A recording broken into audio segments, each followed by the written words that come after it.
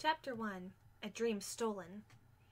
At 1:21 a.m., I woke up to a crash of shattering glass and then the crunch of boots on the shards. I threw on my clothes and boots. I knew better than to encounter broken glass with my feet unprotected.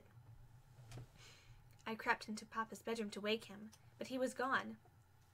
Already investigating the disturbance, I thought. I hurried down the hall to where the house met the research center. Hearing voices inside that weren't Papa's, I sneaked at the doorway and opened the door just a crack. Nothing could have prepared me for what then met my eyes. The research center had been trashed. Papers littered the floor, and broken glass was scattered everywhere. Papa was already confronting a group of 5 men in black uniforms who were standing by the computer console. I couldn't see the intruders clearly, but they were faintly illuminated by a pale beam of moonlight. Their arms were crossed, and they all smirked arrogantly. One by one, they turned toward us.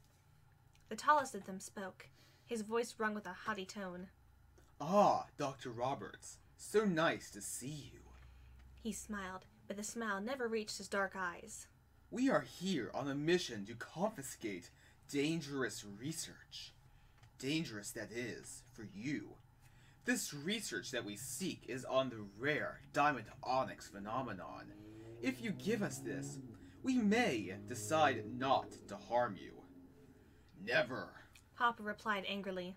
"Even if I did have any research about this so-called Diamond Onix, I would never, ever reveal such prized information to a criminal gang."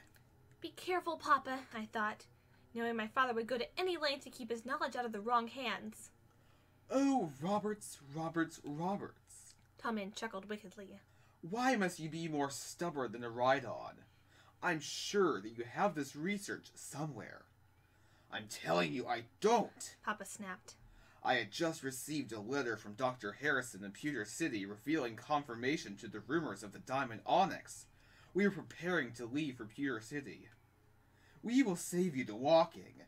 Our mission, should you be unwilling to comply with our orders, is to transport you to headquarters." Papa made as if to run, but Tommen gave a snap of his fingers, and 2 grunts tackled Papa, holding his hands down behind his back. Tommen shook his head. "Oh, Roberts, you have always been a difficult man. But not to worry, I believe you'll rather enjoy your vacation. I hear Saffron City is beautiful this time of year."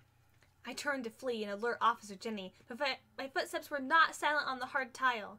Before I could scream, the other 2 grunts grabbed me, and one clamped a gloved hand over my mouth. I was dragged into the research center, kicking all the way. Tommen towered over me. "Oh, Roberts, I had almost forgotten you had a daughter. My, she is the picture of her mother, isn't she? Well, I'm sure we can put her to work in our grand scheme. Yes, I believe she'll make the perfect trap for our friend, the Diamond Onix." I made to cry out to Papa, but his hand was still clamped tightly over his mouth. "Let her go! She has nothing to do with this! Annie!" Papa pleaded desperately. Those were the last words I remember before something dark and sweet-smelling was pressed against my face. I fought with less and less strength as the chloroform took effect. I just couldn't struggle anymore. My head was feeling lighter and lighter, until suddenly everything went black. I was conscious again. Not completely, but at least I could think. A little. Snapshots of memory swirled in my head as I tried to piece everything back together. The research center. Books and papers strewn about. Papa yelling at someone. Being put to sleep. Diamond Onix. It was all coming back now. Papa and I had been captured by someone trying to steal Papa's research on the Diamond Onix. That must be it. I tried to open my eyes, but they wouldn't open. I'm still half asleep, I thought. I wondered where Papa was, and I felt frustrated that I didn't know. I felt so helpless, so vulnerable. Where am I thought. Am I in Saffron City yet? I wanted to sit up, but I felt almost paralyzed. "Wake up!" I silently pleaded with myself. Suddenly, a light snapped on above me. Even though my eyes were already shut, they closed even more tightly in response to the bright glare just on the other side of their lids. "Get up," ordered a contralto female voice. A somewhat heavy but soft object hit my stomach with a thud. I groaned at the impact. "I said get up," the voice repeated. It won't do to keep the boss waiting. I struggled to sit up and I rubbed my eyes. At last, I could open them and take in my surroundings. I was sitting on a cot in the corner of a small gray room. The door had one small barred window. A tall, formidable-looking woman with sea-green hair was leaned in the doorway, a pouting expression on her lips. I looked down at the bundle that had been dropped in my lap. It was my traveling bag, the one I packed the previous afternoon in anticipation of traveling to Peter City. I glanced at the woman, who now appeared to be studying her fingernails, or would be if she wasn't wearing gloves, in surprise. "Don't think we'd send you on a trip without your bag," she smirked. "A trip?" I asked, now frightened more than ever. This couldn't be good. "I can't give you all the details myself, but I'm sure the boss will fill you in. Just get ready to go."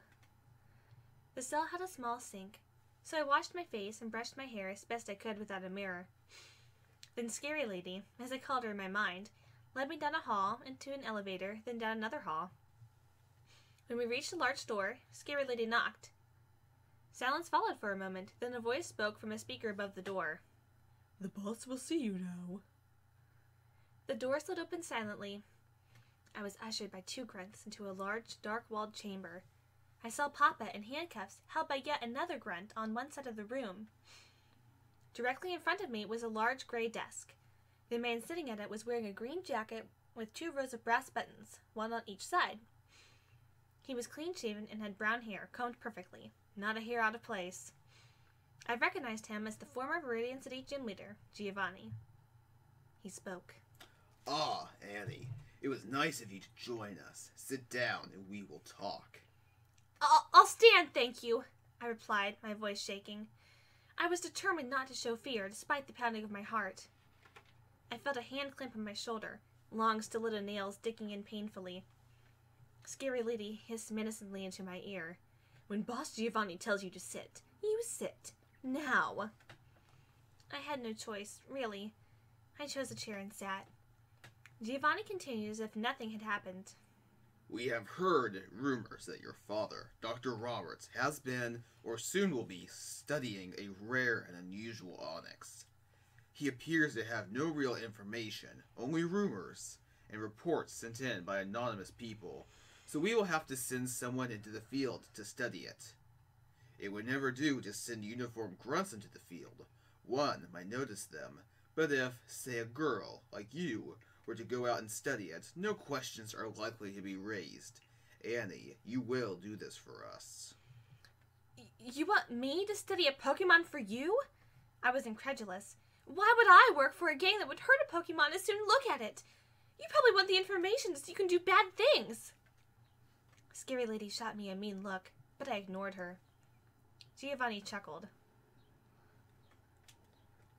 "Annie, as stubborn as her headstrong father. I admire a strong will, particularly in my lieutenants. They won't give in or quit. But this stubbornness of yours will only end up hurting yourself or your father." I saw Giovanni open a Pokeball. I made to cry out, but it was too late. A Zubat flew out to perch on Papa's shoulder.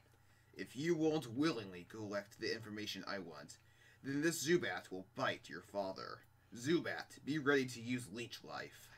I went to help Papa, but Scary Lady gripped me in a headlock just in front of him.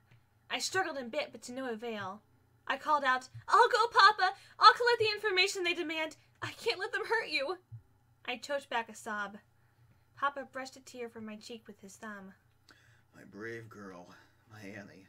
Papa smiled, the corners of his eyes crinkling. "Always ready to help. To find the answers we seek, consult Dr. Harrison in Pewter City.